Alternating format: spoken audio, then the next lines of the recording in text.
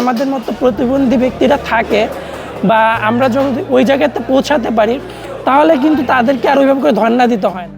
প্রতিবন্ধকতা যে কাউকে থামাতে পারে না, এবার তার জীবন্ত প্রমাণ ডাকসু নির্বাচন।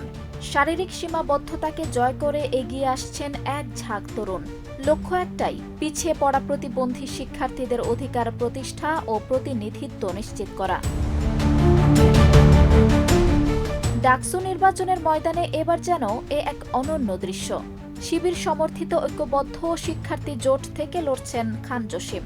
২৪ আন্দোলনে ছড়া গুলিতে হারিয়েছেন একটি চোখের দৃষ্টি, তবু তার অদম্য শপথ দেশের জন্য নিজের জীবন উৎসর্গ করা। তিনি বলছেন, আমার চোখ গেছে দেশের জন্য, বাকি জীবনও দেশের জন্য লড়াই করব। দেশের যে চাহিদাটা, আকাঙ্ক্ষাটা, সেইটা যেন আমি রিপ্রেজেন্ট করতে পারি। একই প্যানেলে রয়েছেন রাইসুল ইসলাম। শৈশবে টাইফয়েডে দৃষ্টিশক্তি হারিয়েছেন তিনি। তার লক্ষ্য বিশ্ববিদ্যালয়ের প্রতিবন্ধী শিক্ষার্থীদের জন্য অবকাঠামোগত ও নীতিগত পরিবর্তন। সমন্বিত শিক্ষার্থী সংসদ থেকে প্রার্থী আশিকুর রহমান। জুলাই গণ অভ্যুত্থানে গুরুতর আহত হয়ে এখনও হাঁটতে পারেন না স্বাভাবিকভাবে, তবু তিনি দাঁড়িয়েছেন ছাত্রদের অধিকার রক্ষার মঞ্চে। অন্যদিকে প্রতিরোধ পর্ষদ থেকে নির্বাচনে লড়ছেন মোহাম্মদ তফসিরুল্লাহ।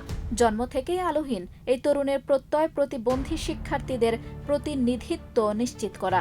আগামী ৯ সেপ্টেম্বর অনুষ্ঠিত হবে ডাকসু ও হল সংসদ নির্বাচন, যেখানে ৫০৯ জন প্রার্থীর মধ্যে স্থান করে নিয়েছেন এই সাহসী তরুণরা। প্রতিবন্ধকতা সঙ্গী হলেও তাদের স্বপ্ন অটুট, ছাত্রদের কণ্ঠস্বরকে শক্তিশালী করা আর বিশ্ববিদ্যালয়কে সবার জন্য সমান সুযোগের স্থান করে তোলা, এটাই যেন ডাকসুর প্রকৃত সৌন্দর্য।